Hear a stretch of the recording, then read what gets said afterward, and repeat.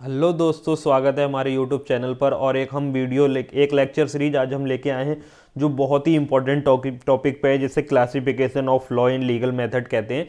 इसे हिंदी में अगर बात करें तो हम कह सकते हैं विधि का वर्गीकरण, कानूनी अध्ययन, जिसे लीगल मेथड का एक अत्यंत महत्वपूर्ण हिस्सा है। इसे समझने के लिए हम कानून को उनकी प्रकृति, क्षेत्र और उद्देश्य के आधार पर विभिन्न श्रेणियों में विभाजित करते हैं।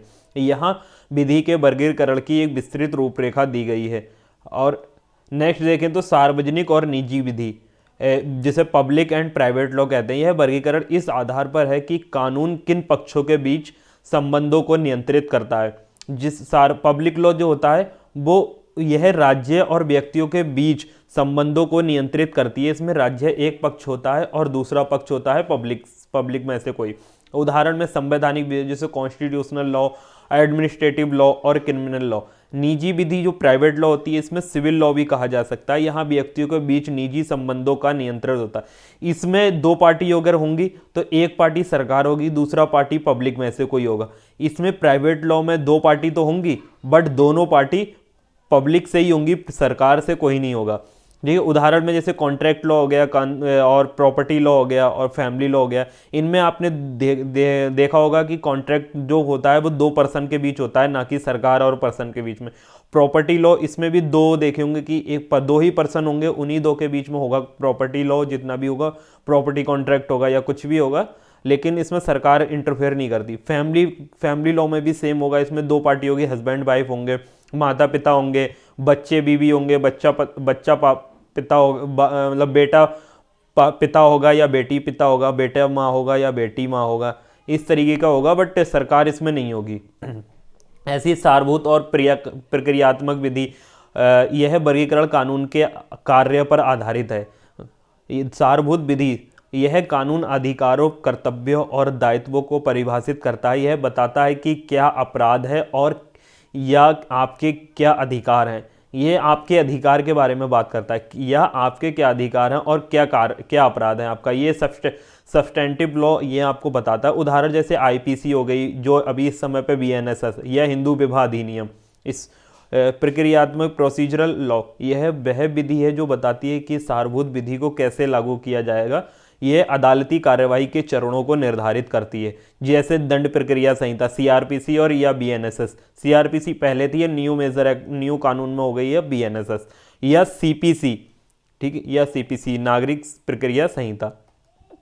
आगे देखें तो दीवानी और आपराधिक विधि, जिसे सिविल एंड क्रिमिनल लॉ कहते हैं। यह वर्गीकरण कानूनी उपचार रेमेडी के आधार पर है। दीवानी विधि जिसे सिविल लॉ, इसका उद्देश्य अधिकारों को लागू करना और नुकसान की भरपाई जिसे मुआवजा करना। इसमें सजा के बजाय हर्जाने पर जोर दिया जाता है। कोई भी छोटा मोटा सिविल लॉ ये वो होता है, इसमें जितना भी क्राइम होगा या जो भी मुकदमा होगा, इसमें वो ना लेके इसमें सजा की बजाय मुआवजा दिया जाता है। जैसे कोई भी केस सिविल लॉ में चल रहा है, कोई भी केस अगर न्यायालय में चल रहा है तो उसमें सजा ना होके दूसरे पक्ष को सजा नहीं होती है, लेकिन उसमें हर्जाना या कोई कोर्ट फीस के रूप में अमाउंट आपसे मांग लिया जाता है, या जुर्माने के रूप में जुर्माना मांग सकते हैं, बट इसमें सजा का प्रावधान नहीं होता। आपराधिक विधि क्रिमिनल लॉ, इसका उद्देश्य समाज में शांति बनाए रखना, अपराधी को दंडित करना। इसमें राज्य स्वयं पीड़ित की ओर से मुकदमा लड़ता है। वो जैसे अपनों ने सेम पीछे बात की थी कि इसमें सरकार एक पार्टी होती है, दूसरी पार्टी पब्लिक की तरफ से होता है। और इसमें क्रिमिनल लॉ सेम वही होगा कि इसमें अपराधियों को दंड करना है। इसमें राज्य स्वयं पीड़ित की, जो राज्य है वो स्वयं पीड़ित की ओर से मुकदमा लड़ता है। इसमें एक एडवोकेट राज्य के द्वारा होता है, जो स्वयं पीड़ित, जो मृतक है या पीड़ित है जो भी है उसकी तरफ से लड़ता है, और विपक्षी की तरफ से दूसरा उसका प्राइवेट एडवोकेट लड़ता है। अगर नहीं है तो पैनल अधिवक्ता भी लड़ता है। पैनल अधिवक्ता के ऊपर अगर वीडियो आपको चाहिए तो मुझे बताना कमेंट करके, मैं पैनल अधिवक्ता के ऊपर भी वीडियो बनाऊंगा, जिसे सरकारी वकील भी कहते हैं। अंतर्राष्ट्रीय और राष्ट्रीय विधि, इंटरनेशनल और म्युनिसिपल लॉ, यह भौगोलिक और अधिकार क्षेत्र ज्यूरिडिक्शन पर आधारित है। राष्ट्रीय या स्थानीय विधि, यह किसी विशेष देश की सीमाओं के भीतर लागू होती है। इसे देश की विधि, जिसे लॉ ऑफ द लैंड भी कहते हैं। अंतर्राष्ट्रीय विधि, इंटरनेशनल लॉ, यह विभिन्न राष्ट्रों के बीच संबंधों और अंतर्राष्ट्रीय संगठनों जैसे यूएन के कामकाज को नियंत्रित करती है।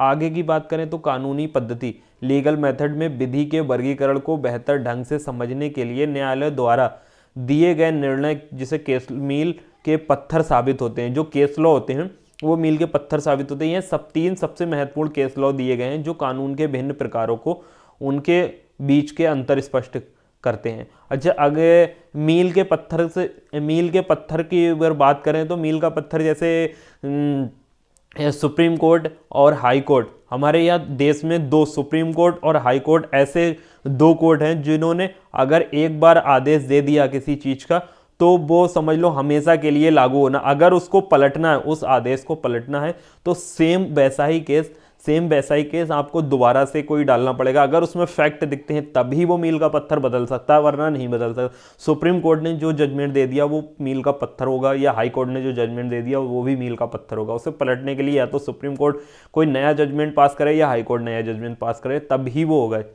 तो ऐसे ही हमारे पास में जिन बहुत सारे आपने केस लॉ देखे होंगे, जैसे सायरा बानो साहबानो केस हो गए, और इंदिरा नेहरू गांधी हो गए, गोलकनाथ हो गए, ऐसे बहुत सारे ढेर सारे केस हैं जो आज तक किसी कोई चैलेंज नहीं कर पाया इनको। और ऐसे ही आगे इनके 3 केस की बात करें, कमिश्नर ऑफ वेल्थ टैक्स बनाम श्रवण कुमार, ये 1994 का केस है। इसमें सारभूत विधि बनाम प्रक्रियात्मक विधि के ऊपर बात हुई थी। और तथ्य और निर्णय, इस मामले में भारत के सर्वोच्च न्यायालय ने सारभूत सब्सटेंटिव और प्रक्रियात्मक प्रोसीजरल कानून के बीच स्पष्ट अंतर बताया था। और न्यायालय ने कहा कि सारभूत विधि वह है जो अधिकारों और कर्तव्य को निर्धारित करती है, प्रक्रियात्मक विधि वह है जो इन अधिकारों को लागू करने का तरीका या मशीनरी प्रदान करती है। यदि किसी प्रक्रियात्मक नियम को बदलाव होता है तो वह पुराने मामलों पर भी लागू हो सकती है, लेकिन सारभूत कानून में बदलाव आमतौर पर भविष्य के मामलों पर ही लागू होता है। MC मेहता बनाम भारत संघ, ये आपने सुना ही होगा, 1987 का केस है, वो बहुत ज़्यादा हाईलाइटेड केस है। ये ओलियम गैस रिसाव केस के ऊपर है। इसमें सार्वजनिक विधि और संवैधानिक उपचार के ऊपर इसमें बात हुई थी। तथ्य के निर्णय यह थे, यह मामला पब्लिक लॉ के क्षेत्र में क्रांतिकारी माना जाता है। न्यायालय ने पूर्ण दायित्व एब्सोल्यूट लायबिलिटी का सिद्धांत पेश किया था। इसमें महत्व जो थी, अदालत ने स्पष्ट किया कि जब कोई उद्योग जनता के जीवन के लिए खतरनाक गतिविधि करता है तो वह केवल प्राइवेट लॉ, जो टॉर्ट के नाम से जानते, तक सीमित ही नहीं रहता है। सीख इसमें यह बताई थी कि यह मामला दिखाता है कि कैसे सार्वजनिक विधि अनुच्छेद 32 के तहत, आर्टिकल 32 की वीडियो हमने पहले बना रखी है। ये रेमेडी हमारी भारत के लोगों को मिलने वाली रेमेडी के ऊपर बात करती है, का उपयोग करके राज्य और निजी संस्थानों को जनता के प्रति जवाबदेही बनाया जा सकता है। ऐसे ही अगले केस की बात करें हम, थर्ड केस जो हमारा फाइनल लास्ट केस है, नीलावती बेहरा बनाम उड़ीसा राज्य, 1993 का। अगर आपने यहाँ तक हमारी वीडियो में आ गए हैं तो प्लीज़ हमारे चैनल को सब्सक्राइब करें और वीडियो को लाइक करें अच्छी लगी हो, और हम कमेंट करें अगला टॉपिक हमारा कौन सा होने वाला है। तो इसका विषय था सार्वजनिक विधि बनाम निजी विधि, तथ्य और निर्णय। इस मामले में पुलिस हिरासत में एक व्यक्ति की मृत्यु हो गई थी और मृत्यु की कोर्ट ने पीड़िता की मां को मुआवजा देने का आदेश दिया था।